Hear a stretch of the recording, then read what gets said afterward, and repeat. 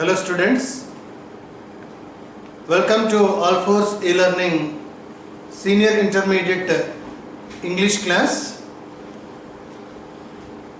Dear students, you know very well that All4 is providing wonderful opportunities to the students. The chairman of All4's Dr. V. Narendra Reddy sir, with his missionary zeal and noble thoughts, have been sincerely putting efforts to make the students community vigilant, and they are going to be benefited with the steps which are being taken by Dr. V. Narendra Reddy sir. So this is one of the noble steps, that is imparting quality education through online. This is being reminded once again, dear children, utilize the time in a proper way. As you are staying at home, time doesn't wait for anybody. So you are sincerely requested once again to utilize the time in a proper way. So in this session, I would like to teach you the lesson from module 2, that is opportunities for youth. Youth means you only. The author of the lesson is Jawaharlal Nehru. Jawaharlal Nehru is one of the greatest persons in India, that is known to all, and he was the first Prime Minister of India, and he led the independent India for 17 years as the Prime Minister. To his credit, he not only participated in Indian freedom movement, but also he was the Prime Minister of India for 17 years. He is known to be the architect of modern India, and he is a person with a lot of efficiency. He is known forever. He wrote many books: Discovery of India, Autobiography, Glimpses of World History. So when he was in prison during freedom movement, he wrote the Discovery of India, and in this particular article he revealed the importance of youth. My dear young students, Jawaharlal Nehru was very efficient, and he showed his talent even in his expressions through English language. So before I start the session, I would like to ask you a question. Dear students, have you ever faced a situation where your thought and action are different and contradictory? If you say yes under such situations, how could you feel? Thought and action different. The consequences, how did you face? In day-to-day life, many people will have that perplexity and face different problems. So in this article many things are discussed. In fact, a big one. My dear young children, please pay attention. Listen to the lecture very carefully, which is the most important one for the young people like you. And if you have any inclination to read the lesson that will be immensely useful to you. So let me start the lesson now. Please pay attention.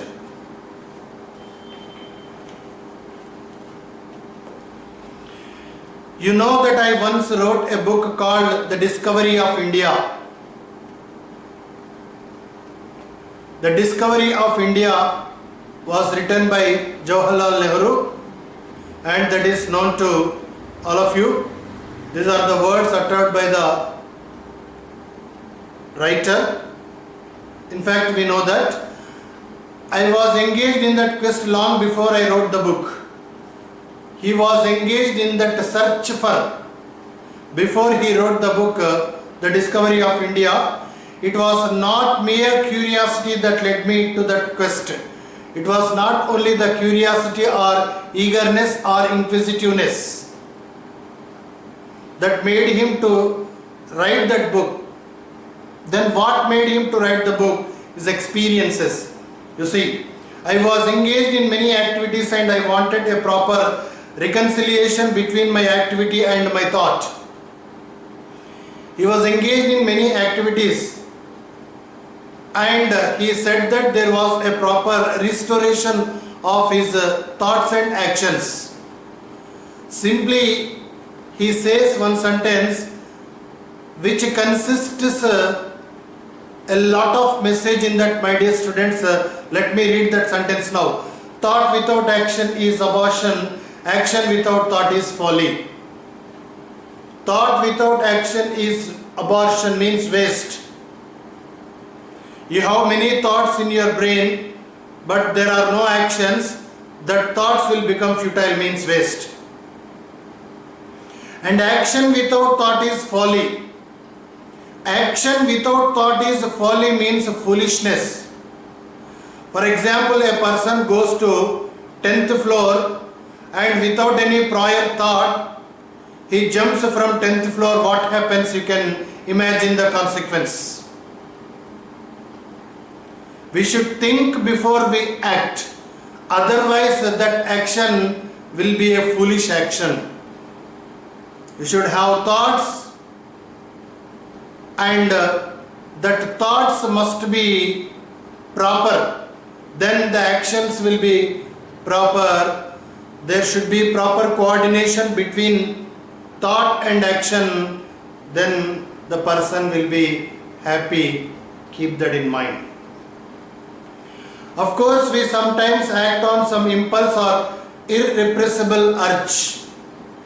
Sometimes we act on some sort of force or that cannot be controlled, uncontrollable. What is that? You see, if suddenly you throw a brick at me and my hand goes up to protect myself, it is an automatic instinctive action and not a result of deliberate thought. For example, if you throw a brick onto me, what shall I do? Shall I think whether to move aside or not? If I go on thinking, that brick comes and hits my head and head will be broken. Instinctive action, suddenly I move like this. Such actions we have plenty in our day-to-day life from morning to evening. A bus comes, you are going on road. Do you think that shall I move aside or not? Spontaneously you move aside. For example, if you put your finger in plug, suddenly you take it out. You know what will be the consequence. And if you put your finger on fire, suddenly you put it back. You take it back. That is an instinctive action. Such instinctive actions we come across in our day-to-day life from morning to evening. There won't be any deliberate thought in such things. Okay, dear students, our living is conditioned by a series of automatic actions from morning till night. That's what I have just told. Anything we do outside that common range of actions, however, has to be preceded by some measure of thinking. Anything other than the common range of activities we do, that action will be preceded by a thought. Please remember, the more action and thought are allied and integrated, the more effective they become and the happier you grow. When the thought and action are joined, when there is proper coordination between thought and action, obviously the more you think well, the more you act well, and the happier you will be. There will then be no inner conflict between a wish to do something and inability to act, or between thinking one way and action in another. You have a thought and you have an inability.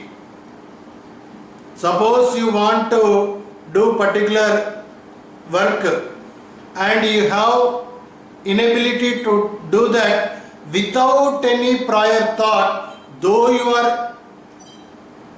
have inability, if you put that, obviously that leads to failure. And you will be unhappy. Okay, dear students, that's why you remember the happiest man is he whose thinking and action are coordinated. The happiest man is he whose thinking and action are coordinated. There should be proper coordination. Thought and action should be coordinated. Thought in one side, action in other side. For example, you have a thought of going on left side of the road. That is a thought in your brain. Instead of going on left side, if you go through right side, what happens? There is every possibility of meeting with an accident, and that leads to dreadful consequences. That's why thought without action is abortion, and action without thought is folly. Keep this in your mind forever. Read that repeatedly. You can memorize it. Dear students, please concentrate. Happiness, after all, is an inner state of mind. Happiness is an inner state of mind. That is a feeling. A person may have crores of rupees, but he may not be happy. Happiness lies in what we are, but not in what we have. It is a feeling. You have nothing, you are a bankrupt, you are impecunious and you don't have any money, but you may be very cheerful. Why? Because that is your feeling. You want to be happy always. A person who doesn't have any happiness, I mean to say, he doesn't have any feeling, you give him 10 crores of rupees or 100 crores of rupees, he is not happy. So please remember, it is a little dependent on outside environment. So that is the inner feeling. It will not be influenced by outside environment. If you are in dejected mood, if you are in disappointed mood, if you are in suppression, you can't be made happy by any other person by providing you any materialistic things. It's a feeling. Happiness has very little to do, for instance, with whether you are rich or not rich. That's what I have just told you. It is very little to do with whether you are rich or poor. A rich man may not be happy, a poor man may be happy. It doesn't mean that all rich people are unhappy. It doesn't mean that all poor people are happy. It is inner state of mind, it is feeling. Here author says, some of the most miserable persons I have come across in my life are the rich people. The most miserable persons he came across in his life were the rich people only. Just imagine, my dear students, money alone cannot solve all problems. We may have money, but sometimes we may not be happy with that money. Okay, dear students, it is true that poverty makes one miserable in a very acute, of course, starvation, lack of money, poverty, that will affect a man.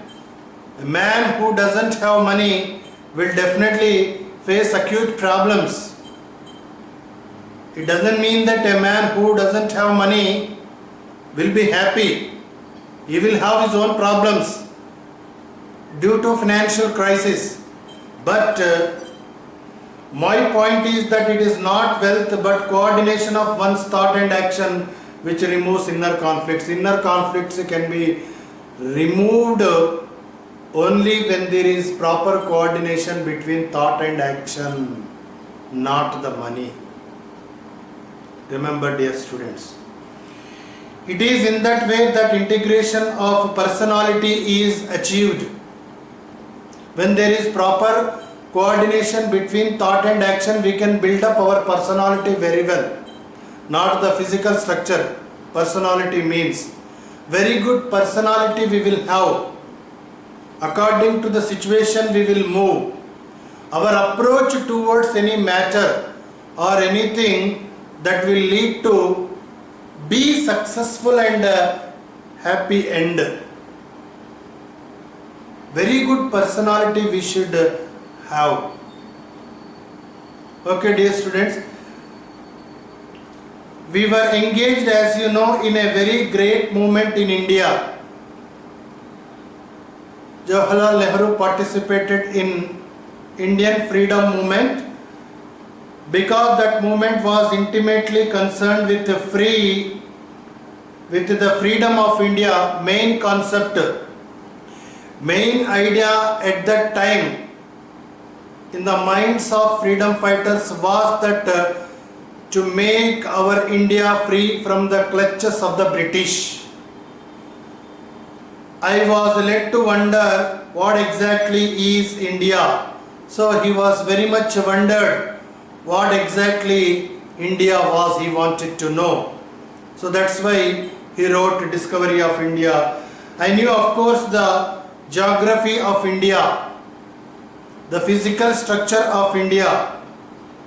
About the earth he knows. About the earth of India he knows, he has an idea. I knew many other odd facts about India too.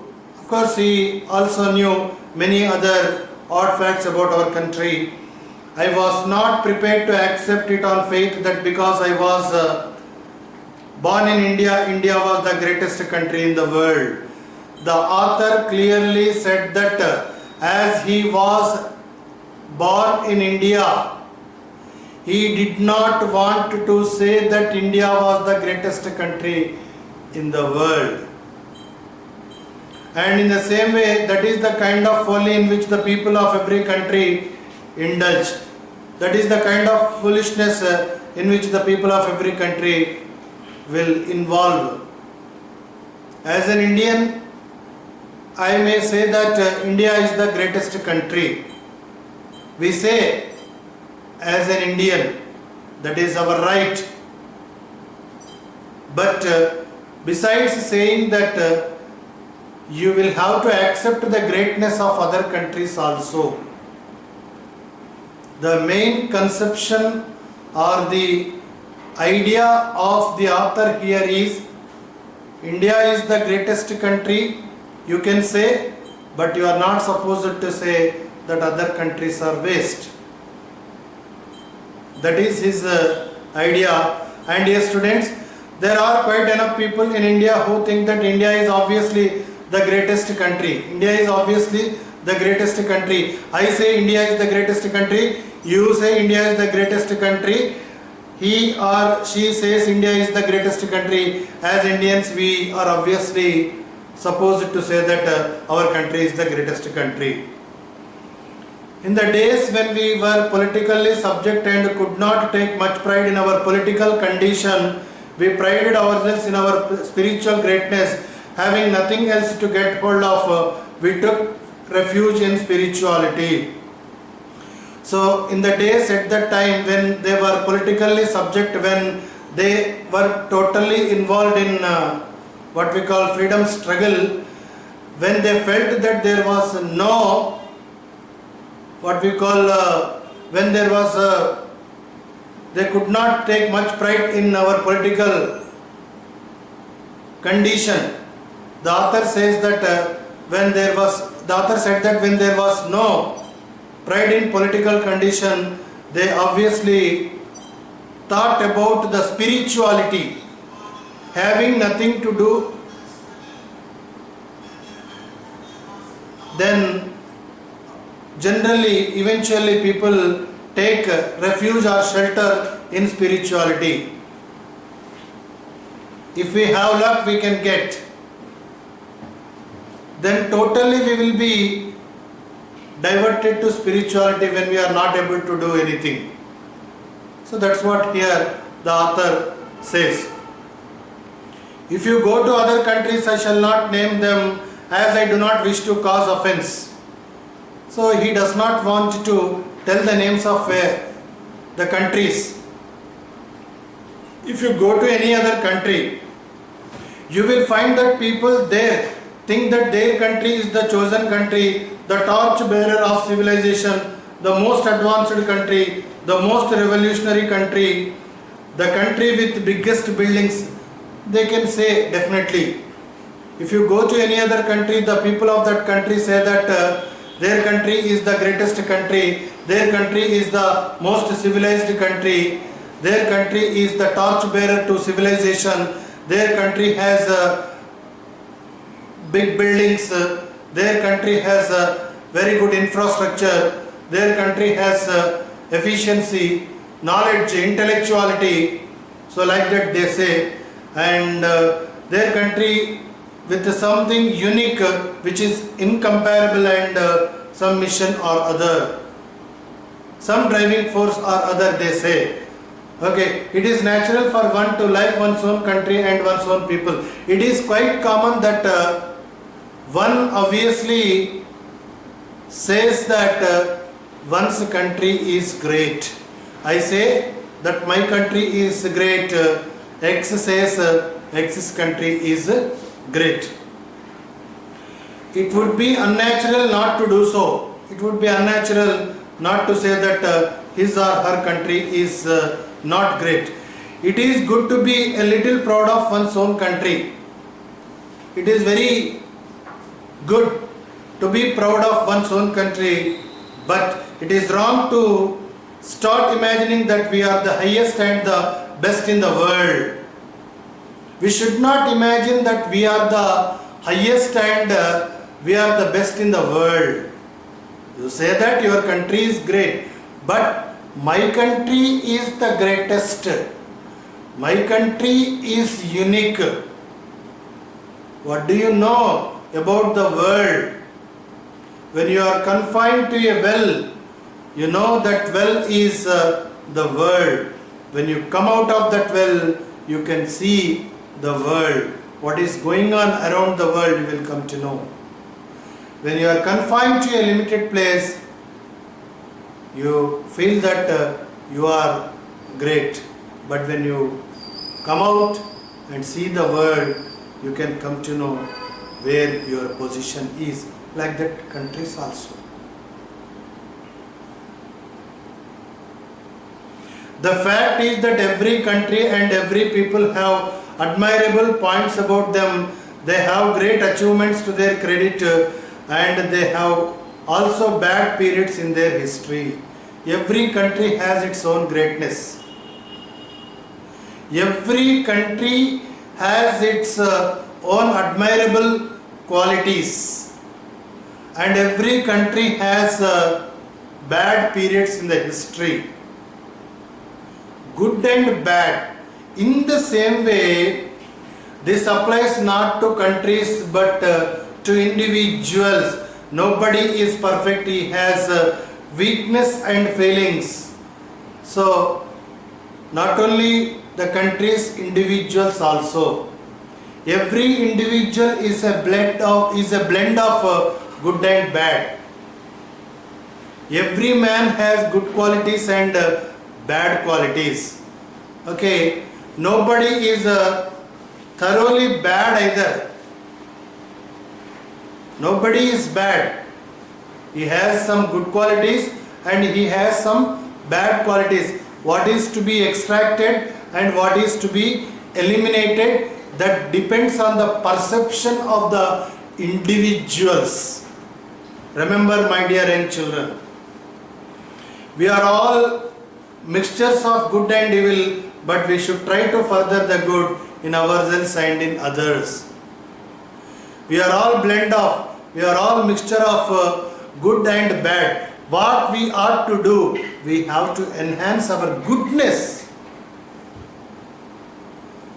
and we have to enhance the goodness in others also. We have to take goodness from others, and at the same time we have to take goodness from others also, from us and from others. Always think positively. A person has good qualities and a person has bad qualities also. You will have to focus on good qualities only. That's what we are going to learn from the next paragraph, which tells about our father of nation, Mahatma Gandhi ji. Most of you probably did not see Gandhi ji at close quarters. We did not see Gandhi ji because when he was alive we were not there. We did not have any intimacy or close proximity with him, as we were not there when he was alive. But remember, man is not eternal, man is mortal, but man's qualities are eternal. Man's qualities, man's virtues are immortal, they remain forever. Today, though Gandhi ji is not alive, we are talking about him. Why? Because of his virtues. Okay. Most of you probably did not see Gandhi ji at close quarters. He had amazing qualities. He had surprising qualities. What are those surprising qualities he had? You see here, one of these qualities was that he managed to draw out the good in another person. He always managed to draw good out of an individual. The other person may have had plenty of evil in him, but he somehow spotted the good and laid emphasis on that good. The result was that the poor man had tried to be good. He could not help it. He would feel a little ashamed when he did something wrong. A person may have plenty of bad qualities, but that person has one good quality, let me say. As Gandhi said, Gandhi emphasized only on that good point only on that good point, and he emphasized on that he encouraged that particular individual in that direction only.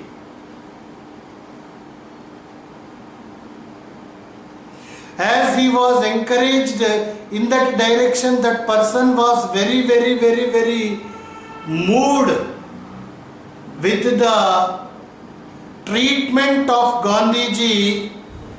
When that person was ready to do anything bad, he felt ashamed of himself. Generally, in our day-to-day life, even at home also, a son may have some bad qualities and obviously he may have some good qualities also. Parents, what they do generally, I can't say that all parents are like that, but generally happens in our day-to-day life. He doesn't have much concentration on studies. Parents will focus on that only. Arey, why don't you study, man? I am spending a lot of money on you. Why don't you go to college? Why don't you go concentrate on studies? But he has a lot of interest in sports and games. If that person is encouraged in sports and games, he thinks our daddy is concentrating on me about my sports and games, then he thinks I should go to college also, I should pass, because my father is encouraging me in this way, I should be favorable to him, like that. Instead of concentrating on good qualities, if we go on concentrating on his bad qualities only, and that person may be forced to be humiliated. Out of that humiliation or insult, he may take a dreadful action also. One is committing suicide and the other one is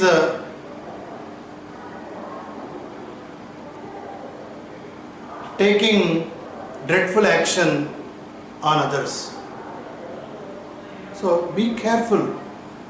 As Gandhiji concentrated, we have to learn that from this. We have to concentrate only on good among people, and we have to eliminate bad qualities from that particular man. You see, my dear students, people who always seek evil in others find it. For example, you always think about a man, he is very bad, he is very bad, he is very bad, you can find bad. Think positively. If you think positively, everything becomes positive. Okay. This applies to nations as well as individuals. This not only applies to nations but also individuals. Go to a foreign country, you are likely to find many things that you do not like. You go to a foreign country. There you don't like something. But what you ought to do is, are you going to spend your time finding out the evil in other countries, or rather in finding out the good in them and profiting yourself and others by your contact? Why have you gone to that particular country? What is good there? You will have to extract goodness from that country instead of bad. So whatever the good which is present there, you will have to get that, and with that you should make yourself and gain profit to you and to others. This is the concept one has to remember, my dear students. Okay, dear students.